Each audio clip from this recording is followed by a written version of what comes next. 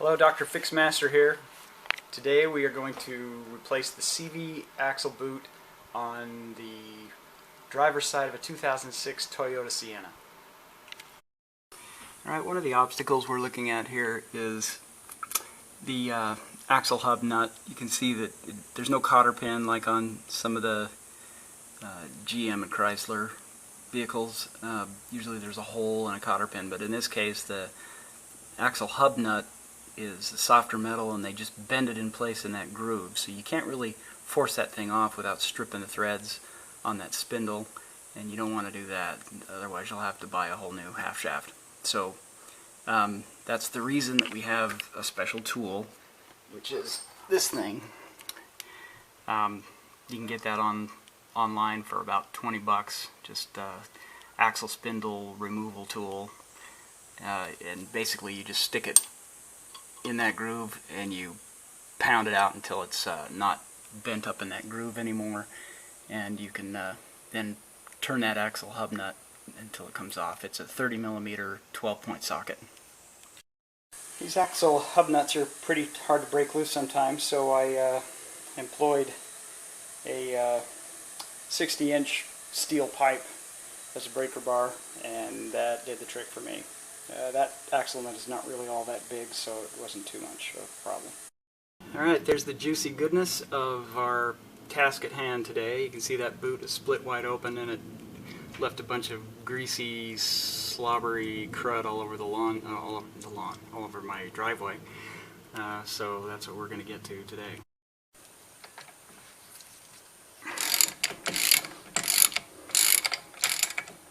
After that thing has been made completely round, you can just crank that off with your special 30mm 12-point socket, that guy. Yeah, I had to order it online to get it, but I figure I'm probably going to be doing this enough to make it worthwhile. Now you have to bend these up to get them off. So another thing that you have to order, unfortunately Toyota doesn't score high points for maintainability here, but you have to I bought a box of replacements, so you get brand new ones that you then dent into place when you're done. That's not my favorite solution, but it's what it is. Next I'm going to remove the brake caliper and the rotor. So there's the bolt to the brake caliper. There's one on the top, one on the bottom down here, right there. I'm going to remove those, and then this whole brake caliper assembly will come out this way, and I'm going to suspend it with a cord from maybe one of those here on this spring. Then I'll pull the rotor off and go from there. It's possible that this thing can be accessible, this half shaft. Maybe I don't have to remove the rotor, but I'm going to try and remove these three 17mm socket bolts, and then this entire arm will drop down, and by turning the wheel I should be able to get access to that half shaft and maybe tap it out and give that a try. Okay, I got those three bolts off, and this whole thing is just kind of floating now. You can see that whole axle thing is just hanging there by the shock.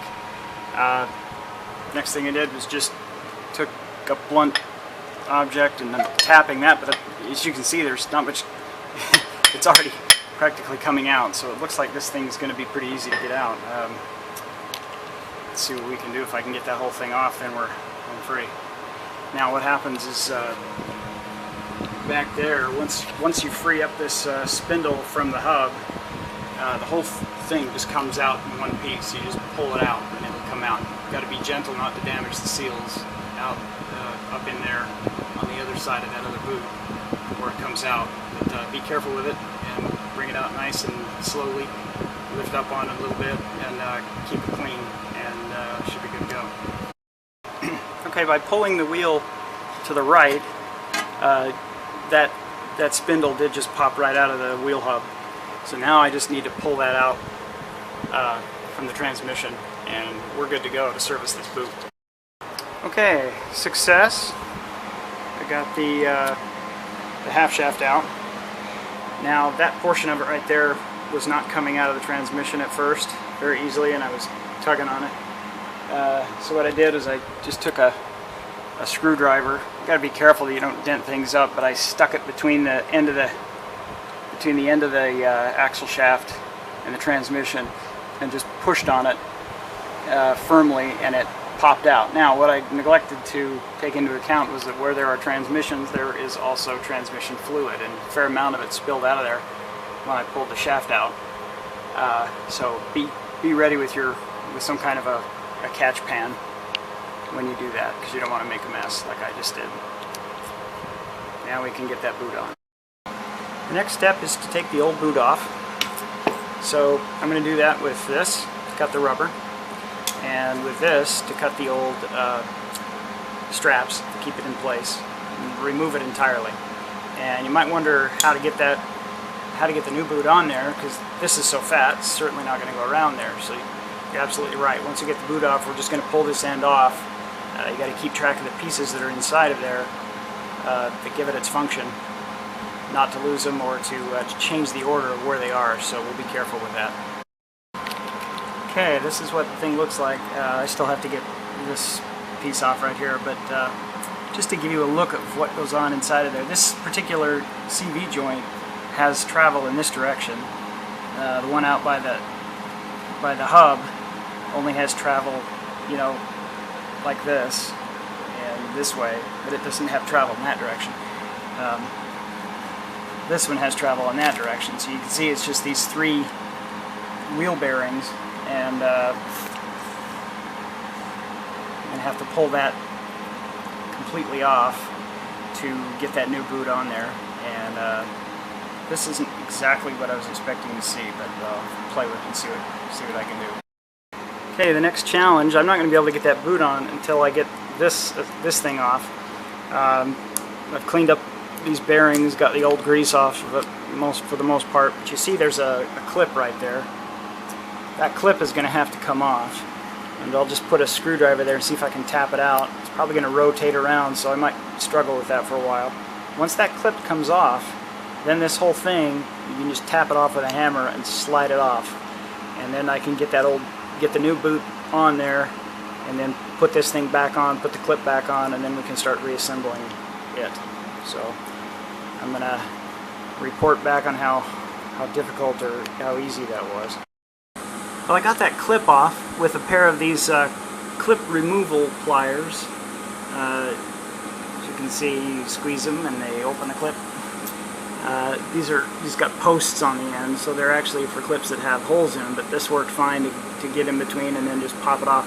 Now it popped off and flung somewhere across my garage, so it's lost for the moment, but I just noticed in the kit for the new boot is supplied, voila, a replacement clip. So now I just got to tap that thing off the end and we're good to go. The toughest part so far was getting that off. I had to tap it off of that shaft. Once I got the clip off, I had to position a piece of steel right along the edge of it without touching and protecting these wheels from damage, smacking it with a heavy hammer to finally get it off of there. I just put it in a vise here, even though I don't have it anchored down on anything. Okay, I got the new boot slid onto that shaft, and it was actually easier to tap those bearings on than it was to remove them, and I put the new clip on there, snapped in perfectly. So now all I got to do is clean it up a little bit, pack it with grease, and stick it back in there, and tighten down the bands to seal them up and reinstall.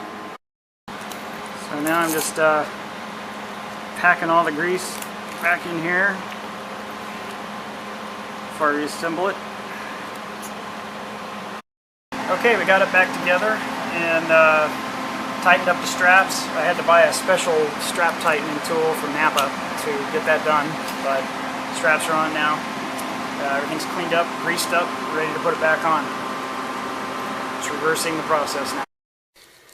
Since I was topping off the transmission fluid anyway, I decided to replace the transmission fluid That's done with a 10mm hex bolt underneath that you can release. It's just like changing the oil. A bunch of transmission fluid spills out. You add it right here with a long funnel such as this one. You have to give a little pressure so it doesn't leak out while you're putting it in. But if you drain and fill, it takes about 4 quarts for a Sienna. It's type 4 Toyota transmission fluid. And we should be good to go. So now I need to just start it up and make sure you cycle through all the gears, get all that fluid circulating again, and then taking it for a little test drive, make sure everything's good. After a while, it's probably a good idea to recheck the fluid with a dipstick in case you need to level it off or top it off. Never overfill it. And that should be it. So thanks for watching.